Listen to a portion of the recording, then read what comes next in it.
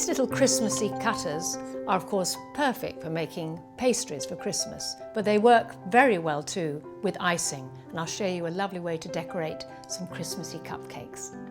Sprinkle the work surface a little bit of sieved icing sugar. Roll out with the green. I'm going to cut out some holly. It's my holly cutter. Dip it in a little bit of icing sugar to stop it sticking. And cut out some holly leaves. And then with the back of a knife, I like to just mark a few veins on the leaves. And I'm going to dry these with a little bit of movement in them. So the easiest way to do that is to scrumple up a little bit of baking paper. Then they definitely won't stick. And just drape the leaves over some of the bendy bits so they're not too flat when you put them on your cupcakes. And just let those dry on the paper until they're firm enough to keep their shape. You can of course pipe buttercream onto the top of cupcakes, but in this instance I'm going to flood them with some glacé icing.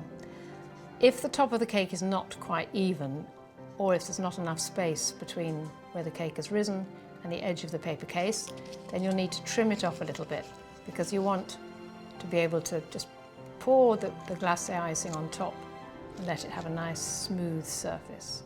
So that should work well, that one now. With quite a relatively runny glacé icing or water icing, just flood the tops. And if necessary, just encourage the icing with the back of the spoon to reach right to the sides. And then get the holly, which is now dried, with some nice shapes to it.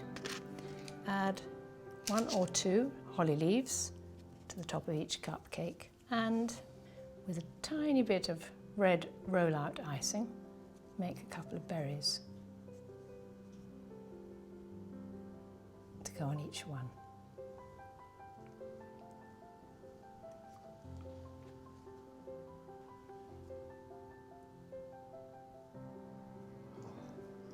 And just for the finishing touch, a little bit of Christmassy glitter.